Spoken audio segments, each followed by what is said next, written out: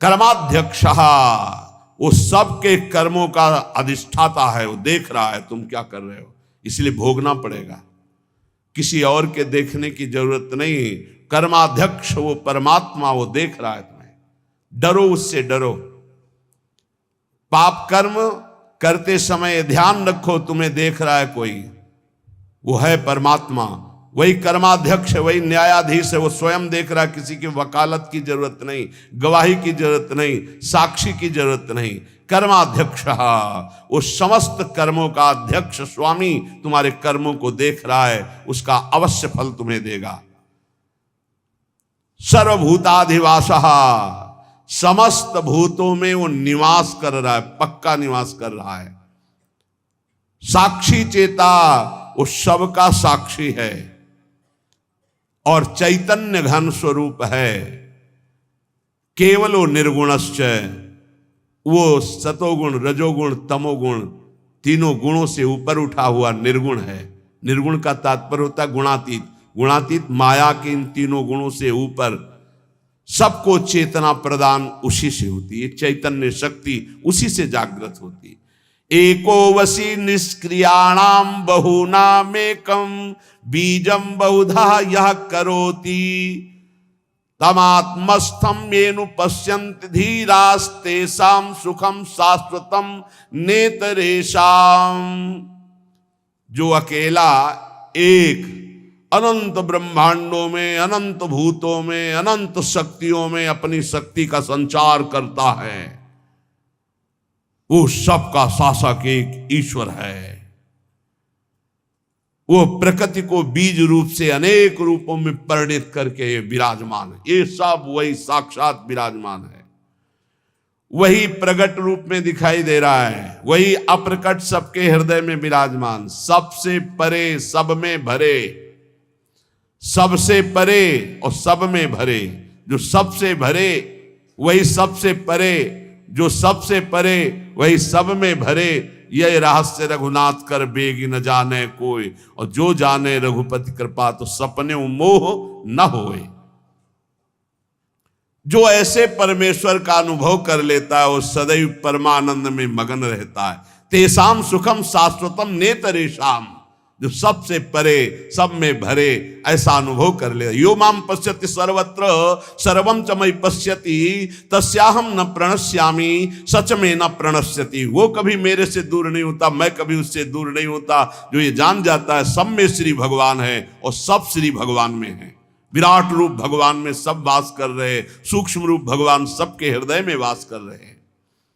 नित्यो नित्यानाम चेतनश्चेतनानाम एको बहुनाम यो विदधाति कामान तत्कारणम सांख्य योगाधिगम्यम ज्ञात्वा देवम मुच्यते सर्वपासई। देखो ये वेद है, इसको समझ लोगे तो कभी संशय नहीं होगा। वो परमात्मा एक है, वो सर्वव्यापी है, वो सर्वसाक्षी है, वो कर्माध्यक्ष है, वो समस्त प्राणियों में विराजमान अकेला, सबको जीवनी शक्ति, बौद्धिक शक्ति सबको वही दे रहा है। जो एक नित्य चेतन परमात्मा है वही तुम्हारे कर्मों के फल का विधान करने वाला है। इसलिए बहुत शीघ्र ज्ञान योग से, कर्म योग से, भक्ति योग से उस परमात्मा को प्राप्त कर लो और जीवन मुक्त हो जाओ।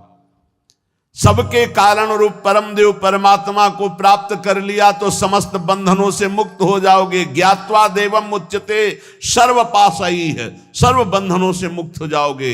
जीवन का परम लक्ष्य वेद कहता है, श्वेता श्वेतर्वेद, आपको भगवत प्राप्ति इसी जन्म में करनी, और कोई जन्म नहीं है। बार बार अन्य योनियों में जाने पर तुम कोई नया कर्म नहीं कर सकते। केवल मनुष्य जीवन में भगवत प्राप्ति कर सकते हो। वो भगवत प्राप्ति किसी और की उपासना से नहीं होगी। महापुरुषों के चरणों की उपासना से, एकमात्र भगवान की उपासना। रहुगणित तत्प्रसाद याति न चेज्या न निरूपणात् गृहाद्वा न छंदसा नैव जलाग्नि सूर्यो बिना महात्पाद रजो अभिषेकम। तो ये कह रहे हैं और कोई उपासना से इनकी प्राप्ति नहीं होने वाली। अगर आप समझते हो कि अन्य कोई, तो इनका प्रवेश ही नहीं है। न तत्र सूर्यो भाति न चंद्र तारकम, न सूर्य का वहां प्रवेश है न चंद्रमा का प्रवेश है कि अपने प्रकाश सहित पहुंच जाए परम धाम में, ब्रह्मधाम में, ब्रह्म स्वरूप में। न तत्र सूर्यो भाति न चंद्र तारकम नेमा विद्यतो भांति कुतोयम अग्नि, न अग्नि न बिजली न चंद्रमा न सूर्य, इन तेज त्रिभुवन को प्रकाशित करने वालों की सामर्थ्य नहीं कि उसमें प्रवेश पा सके। तमेव भांतम अनुभाति सर्वम तस्या भाषा सर्वमिदं विभाति, क्योंकि ये सब उससे प्रकाशित होते हैं, उसी परमात्मा तत्व से। इसलिए जो सबका परम प्रकाशक है उस परमात्मा की प्राप्ति इसी देह में, मनुष्य देह में आप कर सकते हैं। जो इस मनुष्य देह को प्राप्त करके भगवत प्राप्ति नहीं करता है वो अपना भारी पतन कर रहा है। पर भगवत प्राप्ति कौन कर सकता है? जिसको कोई भी त्रिभुवन का भोग ललचाए ना, भ्रष्ट ना कर पाए। ये तैयारी करनी पड़ेगी ये सत्संग से। और पक्का हमने देखा है, पक्का देखा है और देख रहा हूं, जैसे जैसे सत्संग हो रहा है, जैसे जैसे भजन हो रहा है, जैसे जैसे बात समझ में आ रही, तो सबसे बड़ा तूफान जीवन का होता है नवयौवन अवस्था। बहुत ध्यान से प्रसंग सुनना है। जब तक भोगों की आसक्ति आपके अंदर किसी भी भोग की रहेगी तब तक आपको भगवत प्राप्ति का उत्साह नहीं होगा।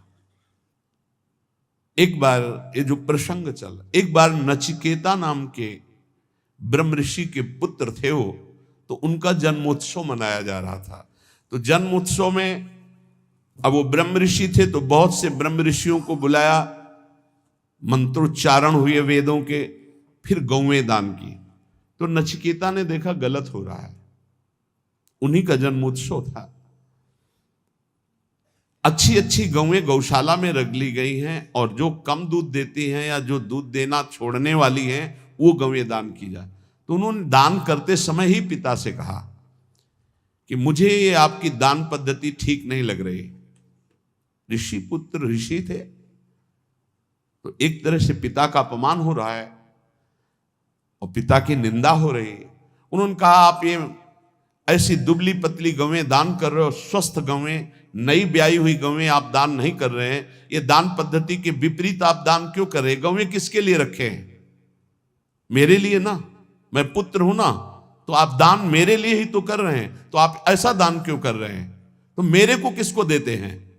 मेरे लिए गौवें तो मेरे को किसको देते हैं? तो उनका तुम्हें मृत्यु को देता हूं, जा। बड़े क्रोध में हुए और जा यमपुरी की यात्रा कर। और वो ब्रह्म ऋषि, एक एक शब्द सत्य होता है सत्य बोलने वालों का, तत्काल यमपुरी के लिए नचिकेता। अब अपराध था नहीं इसलिए सशरीर यमपुरी गए। अब जे ही यमपुरी में पहुंचे तो जो 12 महाभागवत है उनमें एक धर्मराज जी को भी कहा गया है। पापियों के लिए वो यम भयानक रूप है और धर्मात्माओं के लिए धर्मराज स्वरूप है। वहां वो थे नहीं, वो ब्रह्म सभा में किसी कार्य हेतु गए हुए थे। उनकी पत्नी ने आतिथ्य सत्कार करते हुए नचिकेता को वहां रखा कि जब तक धर्मराज जी नहीं आते हैं तब तक आप विराजमान रहिए। धैर्यपूर्वक वहां रहे। जब धर्मराज जी आए तो उनको कुछ बताना नहीं होता, वो सर्वज्ञ है। तत्काल देखा कि हाँ इनका कैसे आगमन हुआ, जान गए, बहुत प्रसन्न हुए। हे ऋषि बालक, मैं तुम्हें हृदय से सम्मानित करता हूं, मेरा आतिथ्य स्वीकार करो। अर्घदान किया धर्मराज जी ने और कहा मैं तुम्हारी धर्मनिष्ठा, सत्यनिष्ठा और परम पवित्र दूसरों के प्रति सुख बुद्धि का नमस्कार पूर्वक प्रशंसा करता हूं। मैं बहुत प्रसन्न हूं, बोलो तुम क्या चाहते हो? उन्होंने कहा मैंने सुना है कि आपको ब्रह्म बोध है, अध्यात्म विद्या के आप परम ज्ञाता हैं। मैं आपसे आत्मज्ञान चाहता हूं। उनका नहीं।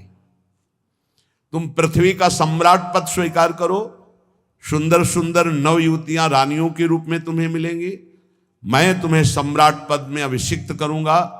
मृत्युलोक का सबसे बड़ा बलशाली, स्वस्थ रहकर हजारों वर्ष तक भोगों को भोगने वाला, चिंतित पदार्थ तत्काल उपस्थित हो जाएंगे, जो सोचोगे वही हो जाएगा, ऐसा तुम्हें आशीर्वाद देता हूं। बोले नहीं चाहिए, मुझे आत्मज्ञान चाहिए, छोड़ो। मैं तुम्हें स्वर्ग का देवराजेंद्र पद देता हूं, नवीन नवीन अप्सराएं तुम्हारी सेवा में रहेंगी, समस्त भोग वैभव देवता तुम्हारे अधीन रहेंगे, ऐसा मैं तुम्हें वरदान देता हूं। बोले नहीं चाहिए, मुझे सिर्फ आत्मबोध चाहिए, आत्मज्ञान चाहिए। क्या क्या नहीं लालच दिया, जब कोई भी बात स्वीकार नहीं का, आत्मज्ञान चाहिए, तब बोले श्रेयश्च प्रेयश्च मनुष्य में तस् तौ संपरित्य विविनक्ति धीरः श्रेयो ही धीरे भी प्रेयसो व्रणीते प्रेयो मंदो यज्ञ क्षेमात् व्रणीते। हे नचिकेता, तुम महान हो। जब कोई भगवत मार्ग में चलना चाहता तो उसके सामने दो वस्तुएं होती है, एक श्रेय और एक प्रेय। श्रेय कहते हैं जिससे भगवत प्राप्ति होती है, प्रेय कहते हैं जिनसे भोगों की प्राप्ति होती है। दोनों सामने रखे जाते हैं। किनके? हमारे तुम्हारे ऐसे साधारण के नहीं, जिनका दृढ़ लक्ष्य बन गया भगवत प्राप्ति। अब जो भोग चाहिए वो सब मिलेगा, उसको फ्री मिलेगा, भोगो, और उत्तम भोग उसको एकांत में दिया जाएगा, भोगो। अगर प्रेय भोग लिया तो श्रेय की प्राप्ति का अधिकार क्षीण होने लगता है। अगर प्रेय को ठुकरा दिया तो श्रेय की प्राप्ति, श्रेय माने कल्याण, परम भगवत प्राप्ति, परमानंद की प्राप्ति, प्रेय भेजा जाएगा। यहां तो प्रेय के लिए ही श्रेय को स्वीकार कर रहे, भगवान को साधन मान रहे हैं और भोगों को साध्य मान रहे हैं, जबकि साध्य भगवान होने चाहिए, भोगों को साधन बना दो। नचिकेता, तुमने प्रेय को ठुकराया है, तुम श्रेय के अधिकारी हो। ध्यान देना, ये भगवत पार्षद हैं सब, ऐसे आप आगे नहीं बढ़ेंगे, आपके लिए भेजा जाएगा। ये ले लो, भगवान को छोड़ो, ये ले लो, भजन छोड़ो, ये ले लो। कोई वासना लेके जाओगे, भरपूर वो वासना की पूर्ति की जाएगी भजन छुटवाने के लिए। ये अंदर बैठा ये संत वाणी इसीलिए सुना रहे बड़े बड़े महापुरुषों की। प्रेय और श्रेय दोनों साधक के सामने रखे जाते हैं। बुद्धिमान उपासक को दोनों पर भली भांति विचार करना है कि ये प्रेय तो बहुत जन्मों में भोग चुका हूं, अब इस जन्म में नहीं, इस जन्म में मुझे भगवत प्राप्ति करनी है। वो श्रेष्ठ बुद्धि परम कल्याण के साधन के सामने समस्त भोग, सम्मान, प्रतिष्ठा को त्याग करके श्रेष्ठ समझकर भगवत प्राप्ति को आगे बढ़ता नहीं चाहिए। परंतु जो मंद बुद्धि वाला होता है वो योगक्षेम की इच्छा रखकर भोगों को स्वीकार कर लेता है और परम कल्याण से वंचित हो जाता है। त्वं प्रियान प्रिय रूपाश्च कामान विध्यायन नचिकेतो त्यस्राक्षी नैताः स्रंकाम वित्त मयी मवाप्तो यस्याम मज्जन्ति बहवो मनुष्याः। बहुत सुंदर प्रसंग है। हे नचिकेता, उन्हीं मनुष्यों में तुम ऐसे निष्प्रिय निकले कि तुमने न मृत्युलोक, न स्वर्गलोक, न किसी भी भोग को स्वीकार किया। तुमने अत्यंत सुंदर लुभावने हमारे दिए हुए भोगों को ठुकरा दिया। तुम्हें सुंदर रूप मिलता, सम्राट पद मिलता, परलोक में सब भोग मिलते, तुमने भली भांति उनका त्याग कर दिया, कहीं नहीं विचलित हुए। मेरे लोभ देने पर भी तुमने संपत्ति श्रृंखला को ही छोड़ दिया। तुम किसी लोभ में नहीं फंसे, जिसमें प्रायः सब फंस जाते हैं। अविद्याया मंतरे वर्तमानाः स्वयं धीराः पंडितम मन्यमानाः दंद्रम्यमाणाः पर्यन्ति मूढ़ा अंधेनैव नीयमाना यदान्धाः। ये अज्ञान के द्वारा ग्रसित लोग, अपने को बुद्धिमान और विद्वान मानने वाले, ये भोगों में कैसे फंस जाते हैं। ये मूर्ख हैं जो भगवान को प्राप्ति के इस मानव देह में तप और संयम जितेंद्रियता का त्याग करके ये भोगों में फंस जाते हैं, फिर नाना योनियों में भटकते हैं, ठोकरें खाते हैं। इनकी वही दशा है जैसे अंधे के पीछे कोई अंधा लाठी पकड़कर चले, दोनों कुएं में गिर जाएं। ऐसे ये अपने को समझते तो बुद्धिमान हैं, विद्वान हैं, पर जो भोगों में रत हैं वो मूर्ख हैं। वो नाना योनियों में भटकेंगे और उनके पीछे चलने वालों की वही दशा होगी जो अंधे की लाठी पकड़ करके अंधा चलता है तो दोनों कुएं में गिरते हैं।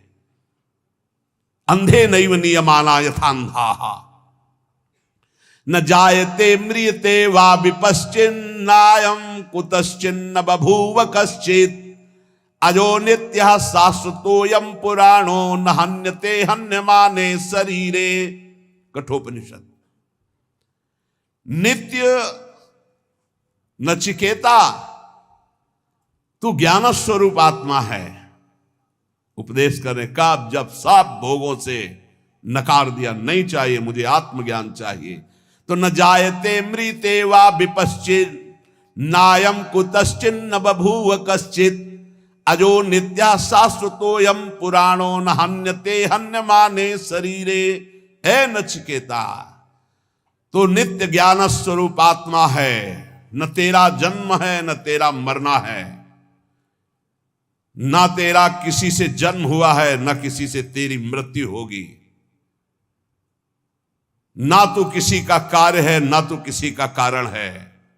तू अजन्मा है, नित्य है, एक रस रहने वाला पुरातन आत्मा है जो न कभी क्षय को प्राप्त होता है न वृद्धि को प्राप्त होता है। ये तेरा शरीर, ये शरीर नाशवान है, ये नष्ट हो जाएगा। तू अजन्मा है, एक रस है। नायमात्मा प्रवचने न लभ्यो न मेधया न बहुना श्रुतेन यमे वैस वृणुते तेन लभ्यस तस्यैष आत्मा विरुणुते तनुष्वाम।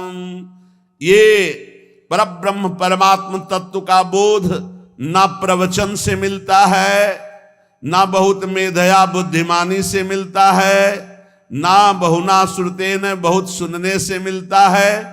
ये जिसको वर्ण कर लेता है उसको अनुभव में आता है। वर्ण कौन? आत्मा किसको वर्ण करता है?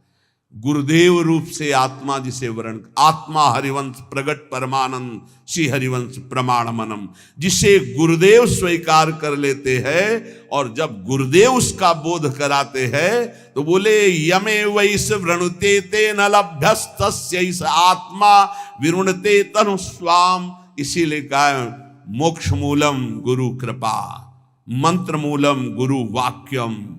ये बहुत सुनने से, बहुत प्रवचन करने से, बहुत बुद्धिमान होने से आत्म तत्व का बोध नहीं होता। आत्म तत्व का बोध होता है आत्मस्वरूप गुरुदेव जिसे स्वीकार कर लेते हैं, जो गुरुदेव की आज्ञा में चलता है उसे बोध हो जाता है। वो परमात्मा उसको स्वीकार कर लेता है, उसके हृदय में अपने आप को प्रकाशित कर देता है। मोक्ष मूलम गुरु कृपा। ना विरतो दुश्चरितान ना शांतो ना समाहितः ना शांत मानसो वापी प्रज्ञाने नैनमाप्नुयात्। हे नचिकेता, सूक्ष्म बुद्धि के द्वारा भी उस आत्म तत्व को नहीं जाना जा सकता, क्योंकि वो बुद्धि के जानने में आने वाला तत्व नहीं है। गोस्वामी तुलसीदास जी, राम अतर्क बुद्धि मन बानी यह हमार मत सुनहु भवानी। बुद्धि, मन, वाणी, इनकी तर्कना राम जी तक नहीं पहुंच सकती। राम जी आके इसमें विराजमान हो जाते हैं। बिल्कुल वही बात, न प्रवचन सुनने से, न प्रवचन करने से, न बहुत बुद्धिमान होने से परमात्मा की प्राप्ति कर ले, ऐसी बात नहीं है। परमात्मा जिसे स्वयं गुरु रूप से वर्ण करके कृपा करता है, उसके हृदय में वो बोध रूप से प्रकाशित हो जाता है। और बहुत बढ़िया बात कह रहे हैं, उस परमात्म तत्व को न शुभ साधनों से प्राप्त किया जा सकता है और न अशुभ आचरणों से उसको छोड़ा जा सकता है। इसीलिए जो सिद्ध हो जाते हैं, फिर उनके ऊपर वेद शासन नहीं रहता। कह रहे नाविरतो दुश्चरिता न शांतो न सबाहिता। जो अपने स्वरूप को गुरु कृपा से प्राप्त हो गया है, तो वो शुभ आचरणों से प्राप्त नहीं हो सकता और अशुभ आचरणों से उसकी निवृत्ति नहीं हो सकती। वो अपने स्वरूप में ही रहता है। जो अशांत चित्त है, जिसने अपनी मन और इंद्रियों को समर्पित नहीं किया गुरुदेव के चरणों में, उसे प्राप्त नहीं कर सकता। अशांत चित्त, कभी मन मानी नहीं, अपने इंद्रिय और मन को गुरु आज्ञा। इसलिए उपनिषद पढ़ के देखो, 12-12 वर्ष तक कई ऐसे प्रसंग आते हैं, गए हैं ब्रह्मबोध करने, कहा जाओ गाय चराओ जाके। बहुत वर्षों तक उनकी परीक्षा हुई गाय चराने की। 15 दिन में मिलते रहिए, जंगल में जाइए, 15 दिन बाद आए, बड़ा शरीर स्वस्थ। तुम्हारा शरीर स्वस्थ कैसे है? गुरुदेव भिक्षा मांगकर पा लेते हैं और गाय चराते हैं। किसने आदेश किया था भिक्षा मांगने का? हमने तो सिर्फ गाय चराने का आदेश किया था। शब्दों पर गलती हुई। गुरुदेव भिक्षा मांगकर गुरुदेव को अर्पित करके उनके आदेशानुसार पाया जाता है। आपने तो बड़ा अपराध कर दिया। आगे से गुरुदेव भिक्षा नहीं मांगेंगे, आ जाओ गाय चराओ। फिर कुछ दिनों बाद आए, फिर स्वस्थ। कैसे स्वस्थ कैसे हो? तुम्हारी हड्डी हड्डी सूखी क्यों नहीं? गुरुदेव गाय का दूध ले लेता हूं, बहुत हजारों गाय हैं। गाय तो मेरी है, तुम्हारा अधिकार दूध पीने का कैसे? मैंने आदेश किया? नहीं गुरुदेव, बिना आदेश के हमारी गायों का दूध लेना मतलब चोरी करना, यह अपराध है। जी जाओ गाय चराओ। फिर काफी दिनों बाद आए तो फिर स्वस्थ। स्वस्थ कैसे हो? गुरुदेव बछड़ों से जो फेन गिरता है तो हजारों गाय में फेन चाट लेता हूं, इसलिए प्राण पोषण होता है। हमारे बछड़े बड़े दयालु हैं, तुम्हें इस दशा में देख करके वो दूध अधिक गिरा देते, फेन गिरा देते, इसलिए चाट लेते। आज से वो भी नहीं चाटोगे? जी गुरुदेव। अब सब मना हो गया। एक दिन बहुत भूख लगी, आक अकौड़ा, उनको पता नहीं था कुछ जंगलों का, तो उन्होंने आक के फूल और पत्ते काफी चबा लिए। वो जहर होता है, आंखें अंधी हो गई, वो एक कुएं में गिर गए। और उन्होंने पुकारा गुरुदेव गुरुदेव गुरुदेव। जब नियत समय पर गुरुदेव के लिए पहुंचे तो गुरुदेव की पुकार जो उनके हृदय में हुई वो उनको झंकृत की। उन्होंने कहा कि खोज करो, कुछ संकट है शिष्य पर। गौएं खोजी गई तो जिस दिशा में मिली वहां आवाज लगाई गई, तो एक कुआं से आवाज आ रही थी, गुरुदेव गुरुदेव। नजदीक पहुंचे, उनका बेटा तुम्हारी ये दशा कैसे हुई, कुएं में कैसे गिर गए? तो उनका गुरुदेव मुझे पता नहीं, मैंने किसी वृक्ष के पत्ते और फूल पा लिए। तो उनका आज्ञा कहाँ थी? आज्ञा के विरुद्ध क्यों किया? तुम्हें उपवास करना चाहिए था। तो गुरुदेव आखिरी गलती, अब जीवन में कभी गलती नहीं होगी, मेरी आंखें चली गई हैं। तो उनका मैं अभी मंत्र तुम्हें देता हूं, अश्वनी कुमार देवताओं के वैद्य आएंगे और तुम्हें औषधि देंगे, अभी तुम दिव्य नेत्र वाले बन जाओगे। गुरुदेव ने मंत्र उच्चारण किया, अश्वनी कुमार आ गए। अश्वनी कुमारों ने एक कुएं की रचना की और कहा इसे पाओ। बोले कदापि नहीं, बहुत त्रुटि हो गई। अब जब तक गुरुदेव आदेश नहीं करेंगे तब तक जबान में कुछ नहीं रखूंगा। गुरुदेव ने कहा पा लीजिए, हमारी ही आज्ञा से सब हो रहा है। तब उन्होंने जे ही पुआ पाया, दिव्य नेत्र उनके जागृत हो गए, बाहर आए।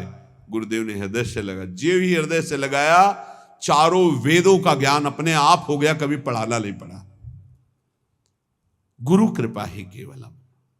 सूक्ष्म बुद्धि के द्वारा भी इस परमात्म तत्व को मनुष्य नहीं प्राप्त कर सकता। ना विरतो दुश्चरिता, ना शांतो, ना समाहिता, ना समाहिता, समाहित बुद्धि से भी नहीं, बुरे आचरणों से इसकी निवृत्ति नहीं हो सकती। ये उसी को प्राप्त होता है जिस पर गुरु कृपा होती है। जो अशांत है, जो अजितेंद्री है, जो मनमानी आचरण करता है, वो कभी ब्रह्मबोध प्राप्त नहीं कर सकता है। आत्मानः रथिनम विद्धि शरीरा रथ में वतु बुद्धिम तु सारथिम विद्धि मनः प्रग्रह में वच। हे नचिकेता, तुम ऐसा समझो कि जीवात्मा रथी है, रथ का स्वामी है। शरीर ये रथ है, बुद्धि सारथी है, और इंद्रियाणि हयानाहुर विषयास्तेषु गोचरान। इंद्रियां घोड़े हैं और विषय वो रास्ता है जहां इंद्रिय रूपी घोड़े ले जाते हैं। बहुत सुंदर। इंद्रियों के घोड़ों की आत्मेन्द्रिय मनोयुक्तम भोक्त्याहुर्मनीषिणः। इंद्रियों रूपी घोड़ों की लगाम मन है। बहुत सुंदर रूपक से वर्णन कर रहे हैं। शरीर एक रथ है, इसमें बैठा हुआ रथी जीवात्मा है, इंद्रिय इसके घोड़े हैं, मन इसकी लगाम है। इन घोड़ों के चलने का रास्ता शब्द स्पर्श रूप रसगंध, ये 5 विषय हैं जिनमें मना कष्टान इंद्रियाणी प्रकृति स्थानी कर सती। जीवात्मा जो भूला हुआ अपने स्वरूप को है, बुद्धि लगाम ढीली किए है, इंद्रिय रूपी घोड़े विषयों में भाग रहे, दुर्गति, पक्का दुर्गति। यस्त्व विज्ञानवान भवत्युयुक्तेन मनसा सदा तस्येन्द्रियाण्यवस्यानि दुष्टास्वा इव सारथे। जो विवेकहीन है, गुरु कृपा का आश्रय नहीं लिए है, उसकी बुद्धि रूपी सारथी बहुत ही नशे में होती है। वो ऐसे लगाम ढीली किए रहती है, मन रूपी लगाम, जहां मन जाना चाहे। वो इंद्रिय रूपी घोड़े खूब विषयों में विचरते हो, मनमाना पाप करते हैं और सर्वनाश कर देते हैं, रथ का भी और रथी की तो दुर्गति ही हो जाती है। वस्तु विज्ञानवान भवति युक्तेन मनसा सदा तस्येन्द्रियाणि वश्यानि सदस्वा इव सारथे। जो गुरु कृपा पात्र है वो विवेकवान होता है। विवेकवान सारथी मतलब प्रवीण सारथी, लात लगा करके लगाम को बिल्कुल कसे, इंद्रिय रूपी घोड़े उधर ही जिधर इशारा, अन्यथा नहीं, वहीं रोक दिया। वस्तु विज्ञानवान भवति, गुरु कृपा से जो तत्व को जानता है, युक्तेन मनसा सदा, युक्ति से मन रूपी लगाम को खींचे हुए है, तो तस्येन्द्रियाणि वश्यानि, इंद्रिय रूपी घोड़े उसके वश में हैं। सदस्वा इव सारथे, अब सारथी के अनुसार वो सही मार्ग में चलते हैं। इसलिए यस्त्व विज्ञानवान भवत्यन्यमनस्कः सदा शुचिः न सत्पदमाप्नोति सह सारम चाधिगच्छति। कोई सदा विवेकहीन बुद्धि वाला, असंयत चित्त, अपवित्र रहने वाला कभी भगवत प्राप्ति नहीं कर सकता। जो मन को छोड़े, इंद्रियों को छोड़े, जो मन आवे सो खाओ पियो, जो मन आवे सो भोग भोगो, ऐसा कभी परम पद का अधिकारी नहीं होता। बार बार ऐसे लोगों को जन्म मृत्यु रूप महान कष्ट भोगना पड़ता है। हे नचिकेता, इसलिए यस्तु विज्ञानवान भवति समनस्कः सदा शुचिः सास्तु तत्पदमाप्नोति यस्मात् भूयो न जायते। जो सदैव गुरुजनों का सेवन करता है, वो सावधान बुद्धि वाला, संयत चित्त इंद्रिय रूपी घोड़ों को अपने वश में किए हुए, पवित्र हृदय, पवित्र शरीर, वो ऐसे परम पद को प्राप्त होता है जहां जाने के बाद फिर आना नहीं होता।